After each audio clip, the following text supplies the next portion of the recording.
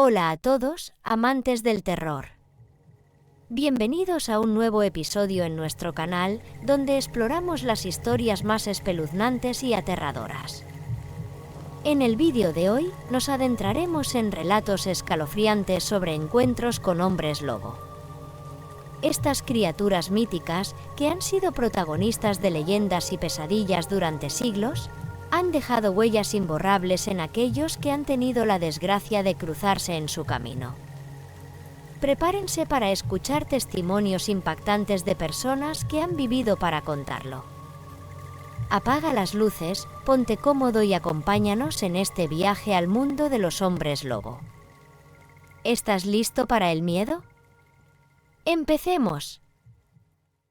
Cuando tenía unos 7 años, vivía en el campo de Iowa. Teníamos una pequeña granja con 2 caballos y algunas gallinas. Para que te hagas una idea, de la derecha de la propiedad a la izquierda estaba la casa, un pequeño cobertizo, los caballos y el gallinero, todo dentro del cercado. Después, había un acantilado mirador de tamaño medio que daba al resto del pasto. En el pasto, junto a ese acantilado, había un mini bosque espeluznante. Ninguno de los animales quería pasar por ahí. En el centro, había un gran árbol completamente blanco y huesos esparcidos por el suelo. Mi hermana y yo le teníamos terror.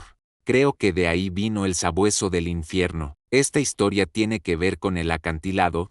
Justo al lado cayó un árbol desde el bosque sobre ese acantilado, quedando semi colgando sobre el mismo. Era un vertedero para trabajadores de construcción, así que había mucho cemento y varillas sobresaliendo. Era una obra ilegal de la que ni siquiera mi padre sabía. El dueño anterior fue quien les dio permiso. Solucionó el asunto con la ley, pero nunca limpiaron el desastre. Mi papá me dijo que no me subiera al árbol caído porque no era seguro, la corteza estaba resbaladiza. Después de que se fue a trabajar, la pequeña yo, lista e imprudente, decidió subir igual porque aparentemente yo lo sabía mejor y quería ver la vista. Llegué bastante lejos en el árbol antes de resbalar y caer. Caí hacia la parte baja del acantilado. Era pequeño, así que no estoy seguro de cuánto duró la caída. Fue lo bastante como para aterrizar de lado y usar la mano para proteger mi cabeza de golpear el cemento.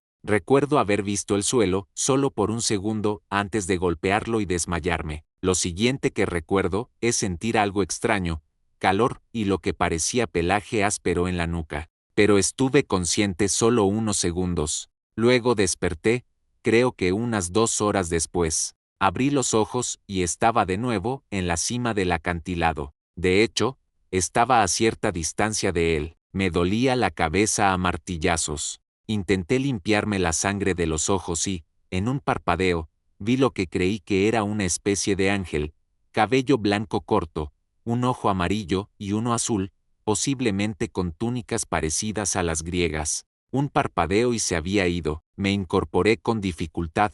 Casi no podía mantenerme de pie porque me dolía la cabeza y estaba muy mareado. Me caí unas cuantas veces antes de llegar a casa. Mis padres discutieron sobre llevarme al hospital. Al final no me llevaron. Después de unos días me recuperé en su mayoría. Pero aquí viene lo extraño. Quise ponerme mi camiseta favorita de tractor verde para ir al colegio, la misma que llevaba el día en que me arrastraron. Y parecía como si un bozal K9 la hubiera mordido. Los colmillos, en la mordida, eran extraños, 3 hileras de dientes de distinto tamaño, y dentro de la marca estaba seco, como quemado, pero sin hollín negro. Me miré al espejo antes de salir de casa y vi un corte en la frente. Cuando volví, fui a investigar la escena del crimen. Había un charco de sangre donde había aterrizado, ya seco, y 4 marcas de arrastre en la tierra, subiendo por el acantilado, sin huellas de patas, solo las impresiones de mis manos y mis pies. Soy veterinaria en un pueblo pequeño de Ohio. En un lugar como este, donde el ganado supera en número a las personas y todo el mundo conoce a todo el mundo, pensarías que la vida sería bastante predecible. En su mayoría lo es, pero hace unos 2 años empecé a notar algo que sacudió mi entendimiento del mundo natural. Todo comenzó en una fresca mañana otoñal. Acababa de llegar a la clínica cuando mi asistente Joan entró corriendo con una expresión preocupada. Doctora, Rosa, dijo, los Smith acaban de llamar. Algo entró en su gallinero anoche y está mal. Esto no era inusual. A menudo tratábamos ataques de depredadores en las granjas, normalmente coyotes o algún perro salvaje ocasional. Pero cuando llegué a la granja de los Smith, supe que esto era diferente. El gallinero parecía haber sido azotado por un tornado. La malla metálica pesada estaba hecha pedazos, como si fuera papel de seda, y dentro era un baño de sangre. Pero lo que me llamó la atención fue la precisión de las muertes. No era el ataque frenético de un depredador hambriento. Cada gallina había sido matada con una sola mordida poderosa en el cuello. Mientras examinaba la escena, el señor Smith se acercó a mí. Rosa, dijo con la voz algo quebrada, llevo criando gallinas 30 años y nunca he visto algo así. ¿Qué cree que pudo ser? No tenía una buena respuesta. Las marcas de mordida eran demasiado grandes para un coyote, y la fuerza necesaria para arrancar la malla excluía a la mayoría de los depredadores locales. Tomé muestras y mediciones, prometiéndoles que investigaría. Durante las siguientes semanas casi lo había olvidado, pero luego sucedió de nuevo. Esta vez fue en el rebaño de los Peterson. 3 ovejas muertas, todas con la misma precisión que había visto en los Smith, y otra vez la cerca había sido destrozada con una fuerza increíble. Empecé a llevar un registro de estos ataques, anotando ubicaciones y fechas. No fue hasta el tercer incidente que noté un patrón.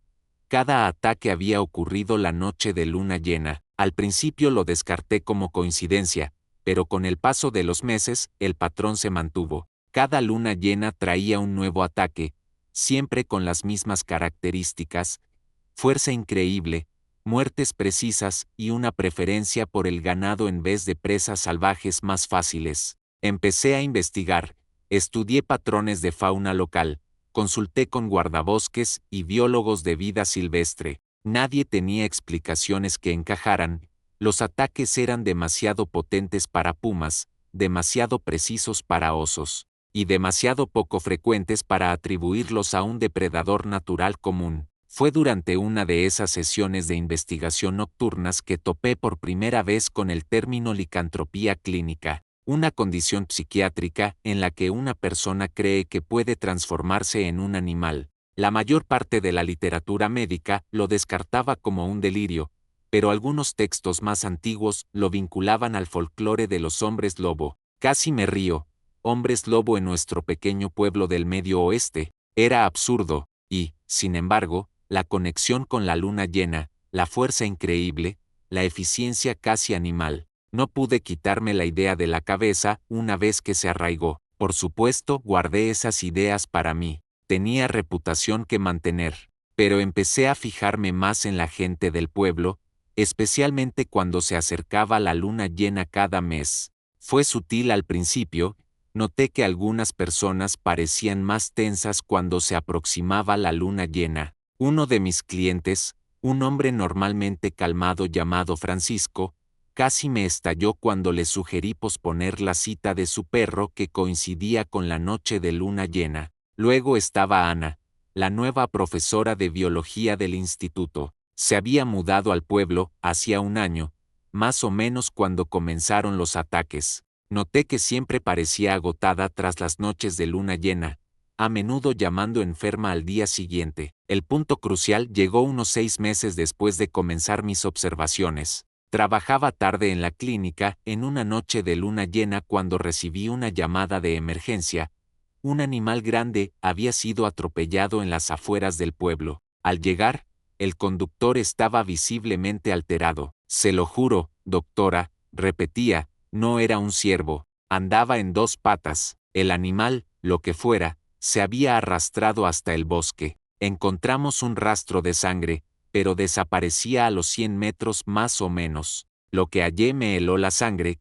Medio oculto en el barro había una huella. Era más grande que un pie humano y con marcas de garras al final de cada dedo. Hice un molde de la huella antes de que llegara la policía. Hasta el día de hoy lo guardo bajo llave en el cajón de mi escritorio. Me recuerda que hay cosas en este mundo que desafían la explicación racional. Al día siguiente, supe que Abigail, la profesora, había sido ingresada en el hospital por heridas graves tras un accidente de senderismo. Estuvo de baja semanas, y cuando volvió se notaba que cojeaba durante meses. Me gustaría decir que resolví el misterio, que descubrí la verdad detrás de estos extraños sucesos. Pero la realidad es que tengo más preguntas que respuestas. Los ataques continúan cada vez que hay luna llena, siempre con las mismas características. He compartido mis hallazgos con el sheriff local, pero sin pruebas concluyentes poco pueden hacer. Y no puedo hacer pública mi sospecha. ¿Quién va a creer a una veterinaria que afirma que hay un hombre lobo en el pueblo? Podría estar equivocada. Sigo aquí, haciendo mi trabajo, tratando animales, documentando los ataques cuando ocurren y buscando la explicación correcta. Todo el tiempo, observo la luna crecer y menguar, preguntándome qué traerá la próxima luna llena. Si estás en Ohio, en un pueblo pequeño, y ves una camioneta de veterinario aparcada en un camino solitario en una noche de luna llena, saluda con la mano. Probablemente sea yo, vigilando, esperando el momento en que el mundo de la ciencia y el mundo de la leyenda se crucen. Ken es mi novio y tiene 22 años, y yo tengo 18.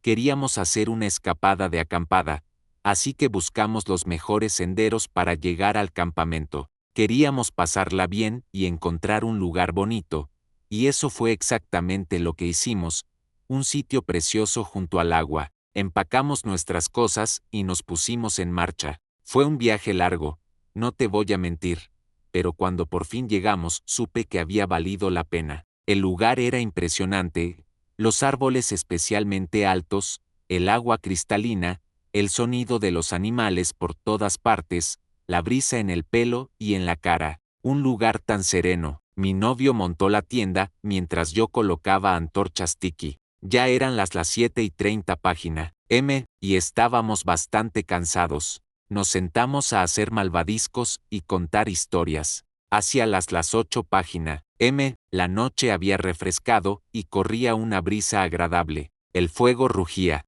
Hablábamos de lo felices que estábamos por el viaje, cuando, de pronto, noté que el bosque a nuestro alrededor quedó en silencio. Fue muy extraño, pero traté de quitarle importancia.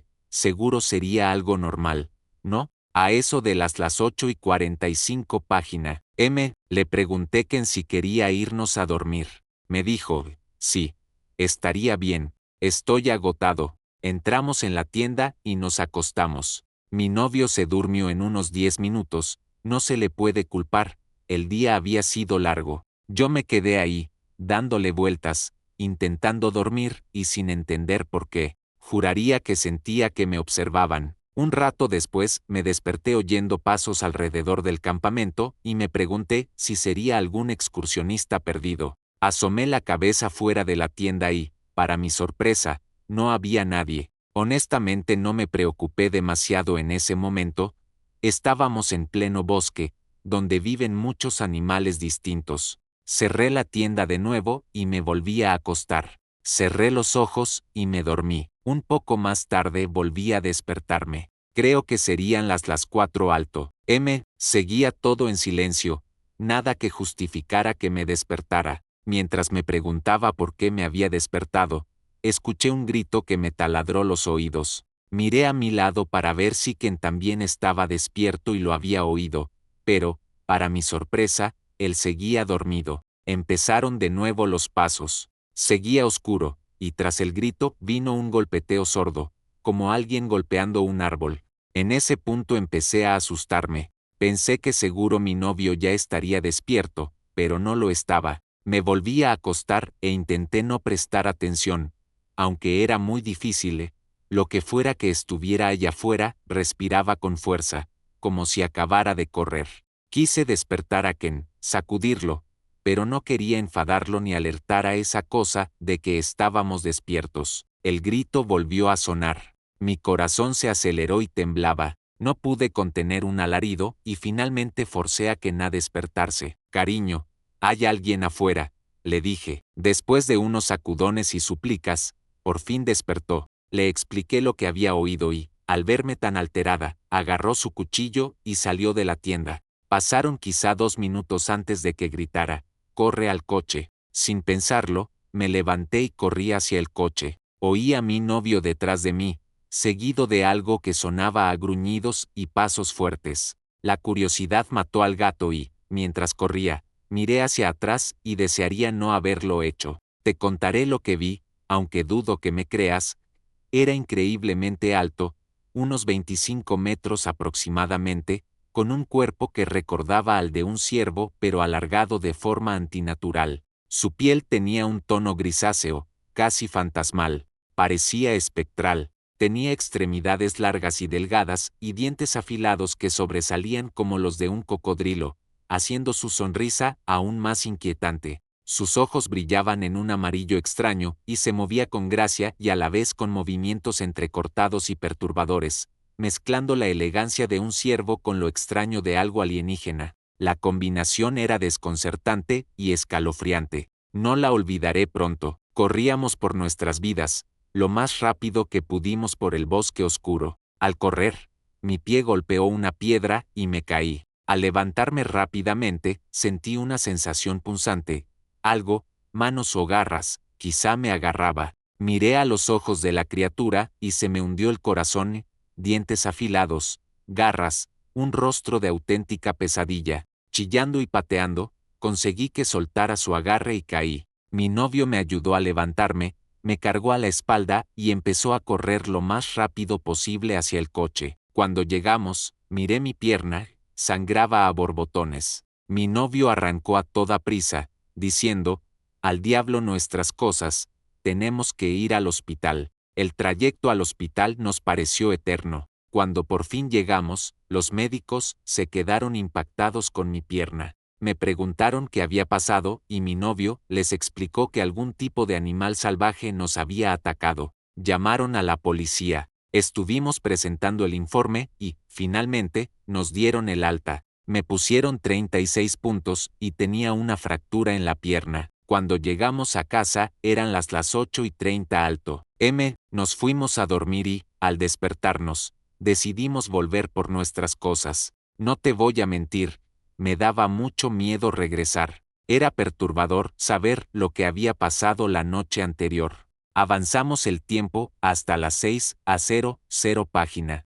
Estábamos en el sofá hablando tranquilamente, cuando, de repente, oímos 3 golpes fuertes en la puerta. Me levanté de un salto y me escondí detrás de mi novio. Algo fuera gritó. Sonó como si estuviera justo en la puerta y el sonido no era humano, sonaba completamente mal, antinatural. Lo que fuera, sonaba enfadado y lleno de odio. Si era lo mismo que habíamos visto la noche anterior, parecía capaz de derribar cualquier puerta que quisiera. Por suerte no lo intentó. Solo siguió gritando y golpeando la puerta de vez en cuando. Pero, ¿y si lo hubiese intentado? ¿Por qué no siguió a casa? ¿Qué nos quería? Sin saber qué hacer, llamamos a la policía. Vinieron 2 oficiales a la casa. Les explicamos lo sucedido, aunque no creo que nos creyeran. Habría sido difícil creerlo incluso para mí. Registraron todo el perímetro y no encontraron nada. Han pasado 2 años desde aquello y todavía,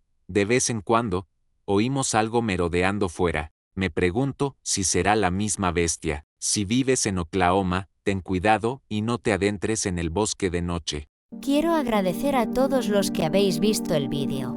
Deciros que son historias reales y que la realidad a veces puede ser más terrorífica que la ficción. No olvides dar like y suscribirte a mi canal y gracias.